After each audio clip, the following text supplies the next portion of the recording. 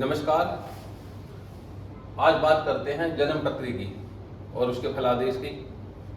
शास्त्र का वचन है कि जन्म पत्री शुभ दीपकेन व्यक्तम भवेद भावी फलम समग्रम छपा प्रतिपेन यथाग्रस्तम घटादि जातम प्रकटत्वमेति। कि ये जो जन्म पत्री है इसको हमारे आचार्यों ने श्री शब्द से अलंकृत किया है। और देखें तो पुराने जमाने में जो जन्म पत्रियां थी लंबी बनती थी, जिनको टेवा कहते हैं, उनको लाल वस्त्र में लपेट करके रखा जाता था। इतनी इज्जत और मान मर्यादा के साथ रखी जाने वाली विषय वस्तु है। तो शास्त्र कहता है श्री जन्म पत्री शुभ दीपकेन, ये जो जन्म पत्री है ये शुभ दीपक की भांति है। व्यक्तम भवेद भावी फलम समग्रम, ये व्यक्त करती है अर्थात प्रकट करती है। भवेद भावी फलम समग्रम, जो भी भविष्य में घटनाएं घटेंगी, शुभ है या अशुभ है वो एक अलग विचार है। वो जो भी घटेंगी उन सब को ये हमें प्रकट करती है, प्रदर्शित करती है, बतलाने की क्षमता रखती है। कैसे? घटादि जातम प्रकटत्वमेति, जिस प्रकार से किसी अंधेरे कमरे में अगर हम कोई दीपक जला दें, कोई रोशनी कर दे, तो वहां पर जो भी बर्तन आदि रखे होंगे वो हमें दृष्टिगोचर होते हैं, दिखलाई पड़ते हैं, उसी प्रकार से दिखलाने में सक्षम होती है। तो आज हमने सिर्फ जन्म पत्री जो है उसका सिर्फ एक चित्र बनाया है। इसमें हमने किसी राशि को नहीं बैठा है, सिर्फ ग्रहों की बात कर रहे हैं, ग्रह किस प्रकार से फल देते हैं। तो आप देखिए किसी भी की जन्म पत्री में अगर शुक्र छठे भाव में बैठा है, किसी की भी जन्म पत्री में, तो आप देखेंगे ऐसे व्यक्ति को 1001% संभावना है, जितना ज्यादा पीड़ित होगा, राहु केतु के साथ हो, शनि के साथ हो, मंगल के साथ हो, अस्त हो, पाप राशियों में स्थित हो, ये ज्योतिष की परिभाषा के शब्द हैं, इनमें अगर स्थित होगा तो ऐसे व्यक्ति को हमेशा दांतों की समस्या होगी, नेत्र की समस्या होगी। अगर किसी के भी 5वें भाव में अगर शनि बैठा है तो ऐसे व्यक्ति को गैस्ट्रिक की प्रॉब्लम होगी, पेट दर्द की शिकायत होगी। विशेषकर कब? अब विचार देखो राशियों से कैसे फल बदलता है। शनि के संदर्भ में बात करते हैं। अगर यहाँ 1, 5, 9 नंबर राशियां हैं अग्नि तत्व की, तो पेट में गर्मी के कारण मुंह में छाले होंगे और गैस्ट्रिक की प्रॉब्लम होगी। अगर यहाँ पर 2, 6, 10 राशियां हैं तो इसका मतलब क्या होगा? डाइजेस्टिंग सिस्टम में कमजोरी आ जाएगी। अगर यहाँ 3, 6, 9, 12 नंबर राशियां हैं तो इसका मतलब गैस्ट्रिक की प्रॉब्लम विशेष रूप से हो गई। और 4, 8, 12 नंबर राशियां हैं तो इसका मतलब इनको पेचिस बोलते हैं। उसे पेचिस का मतलब दस्त लगना, खट्टी खट्टी डकारें आना। ये सारा का सारा फल शनि मात्र 5th हाउस में बैठने से देगा। राशि किसी में बैठे, राशि से रोग की जो उपलब्धता है, रोग के बारे में जो जानकारी वो अलग प्रकार की हो जाती है। अग्नि तत्व की राशियों में गर्मी पैदा करेगा, वृषभ कन्या मकर राशियों के अंदर पेट दर्द यानी कि पृथ्वी तत्व की राशियां हैं, और डाइजेस्टिव सिस्टम को कमजोर करेगा, कब्ज आदि रहेगी। अगर वो 4, 8, 12 राशियों में है तो कभी भी डाइजेस्टिव सिस्टम की कोई प्रॉब्लम नहीं होगी, खाना आसानी से पच जाएगा, लेकिन दस्त आदि लगने का भय रहेगा। और 3, 6, 9, 12 जो राशियां हैं इसमें गैस, क्योंकि ये वायु तत्व की राशियां हैं तो इसमें गैस्ट्रिक प्रॉब्लम होती है, पेट में दर्द होती है, ऐंठन उठती है, और पेट दर्द के कारण कई बार हॉस्पिटलाइज भी होना पड़ सकता है। तो इस प्रकार की बात है। दूसरा, अगर किसी का भी 7वें भाव में शनि है, किसी के भी हो, किसी भी राशि का हो, नो प्रॉब्लम। तो देखो ऐसे लोग ना प्रोफेशनली बहुत अच्छे होंगे, बहुत ही शानदार, लेकिन मैरिड लाइफ में डिस्टर्बेंस होगी, 100% होगी। कब तक रहेगी? विचार करो। अगर यहां पर 1 नंबर राशि है तो 1 महीना और 1 वर्ष तक, 2 नंबर राशि है तो 2 महीने 2 वर्ष तक, यानी कि 12 नंबर राशि आई तो 12 वर्ष या 12 महीने तक मेरी लाइफ में डिस्टर्बेंस रहेगी, उसके बाद सब ठीक होगा। और अमूमन देखा जाए तो अगर 7वें भाव में शनि हो तो ऐसे लोग अगर अपने माता पिता से दूर जाकर के रहने लग जाते हैं तो उनके मैरिज लाइफ में किसी प्रकार की परेशानी नहीं होती। एक विचार और है कि 7वें भाव में ही शनि मैरिज लाइफ में डिस्टर्बेंस पैदा करता है, एक बात। लेकिन अगर लग्नेश होकर के यहां बैठा है तो विवाह टूटने नहीं देगा, संभावना कम होगी।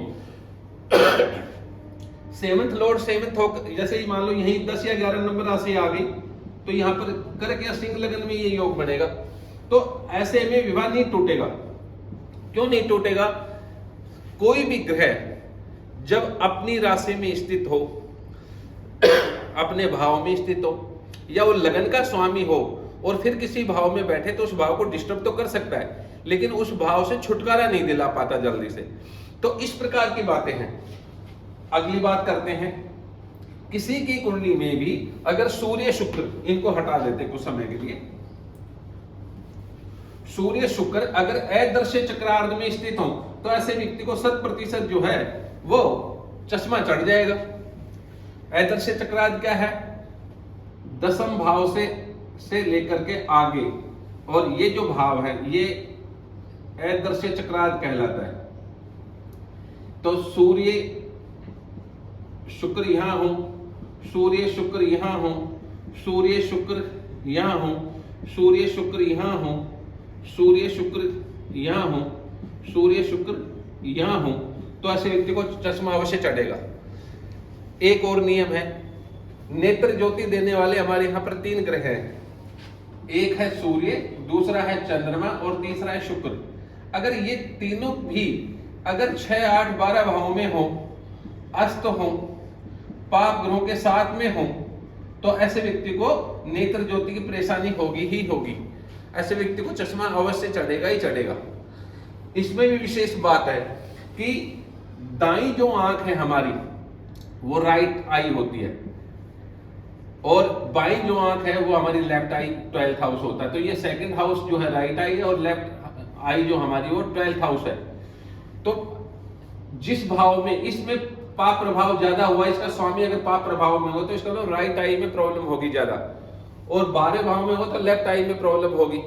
इस प्रकार से विचार किया जा सकता है। तो ग्रह भी जो हैं वो किसी भी राशि में बैठने से एक उसमें क्या होगा कि राशि है ना, क्या करती है राशि? किसी भी ग्रह के फल को बढ़ाने का और घटाने का काम करती है। इसके अतिरिक्त और कोई काम नहीं करती राशि। राशि के वर्गीकरण है कि राहु मान लीजिए सूर्य मेष राशि में उच्च राशि में बैठ गया, तो ये उसकी पोजीशन को अच्छा कर रही है, क्योंकि राशि ने सूर्य की पोजीशन को अच्छा कर दिया। राशि ग्रह के बल को बढ़ा रही है। तुला राशि में आने पे ही सूर्य कमजोर हो रहा है। तो राशि का एक काम है कि वो किसी भी ग्रह को के बल को बढ़ा भी सकती है और घटा भी सकती है। तो राशि का विचार बाद में करेंगे। सिर्फ मोटी सी बात है कि फलादेश कैसे करें। तो एक एक ग्रह से भी फलादेश होता है, इस प्रकार से विचार किया जा सकता है। दूसरा, जिनके भी अगर राहु का संबंध